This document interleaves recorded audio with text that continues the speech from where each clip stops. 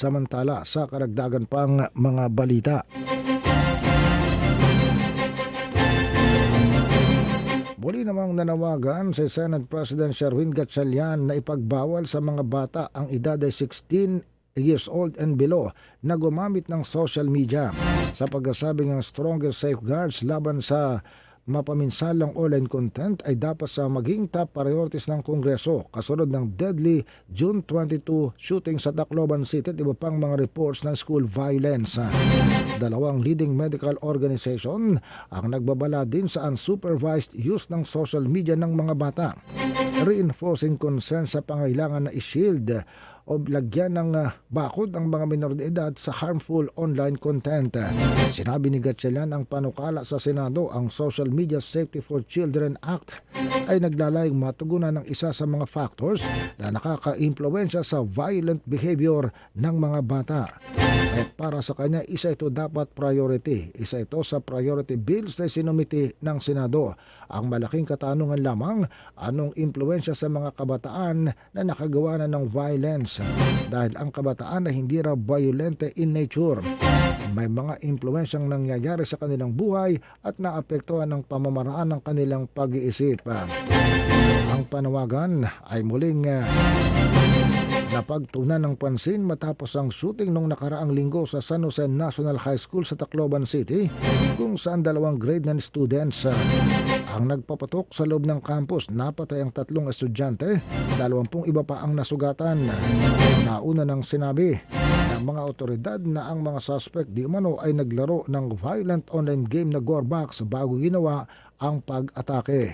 Sa ilalim ng panukalang batas sa Senado, ang social media platforms ay magiging requirement na magpatupad ng reliable age and identity verification systems.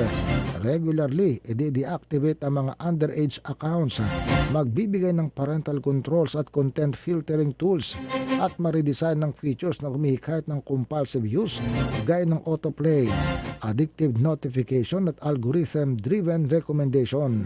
Ang violators ay nakakarap sa multa, suspension o revocation ng kanilang authority na mag-operate sa Pilipinas.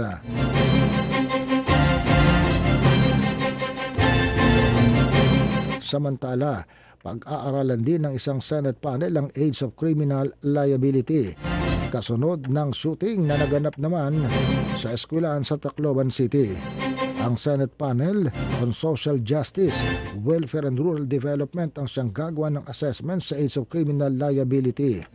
Ayon kay Senador Erwin Tulfo na head ng panel, ang review ay gagawin para matugunan ang napakalaking mga gaps sa implementation ng Republic Act 9344 o ang Juvenile Justice and Welfare Act in 2006 kasama na ang provision on criminal liability. Katanungan daw sa ngayon kung ang threshold ng edad ng criminal liability, realistic pa ba ito sa panahon na ito na malaki na ang pagbabago, sabi pa nitong si Tulfo. Tinutukoy ni Tulfo ang pinakahuling minor inflicted Tacloban shooting incident at ang stabbing incident sa Negros Occidental at sa lalawigan ng Cavite. Maliban sa age of criminal liability, ang panel pag-aaralan din ng scarcity ng functional bahay pag-asa facilities for children at risk at ang mga suspect intervention programs at parental accountability. Paulit-ulit na raw nananawagan sa implementasyon ng batas na ito dahil sa practical sense talagang mahirap itong ipatupad. Ang mga magulang ba ng mga children in conflict with the law ay may pananagutan o sapat bang ibinibigay sa kanilang pananagutan? O walang parusa sa mga magulang na pabaya sa kanilang anak? Sapat ba ang bilang ng mga facilities kung meron man? At kung meron, ito ba ay functional? Siniguro din ang panel ay sasaklawin ng lahat ng mga usapin at makikipag-ugnayan sa ilang sektor kasama ng mga law experts, social welfare groups at mga magulang para sa insight sa nasabing usapin.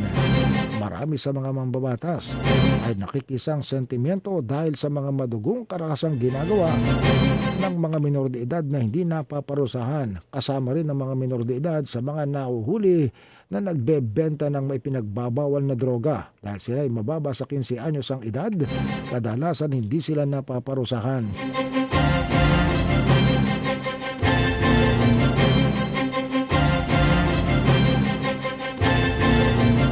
Samantala sa karagdagan pang mga balita,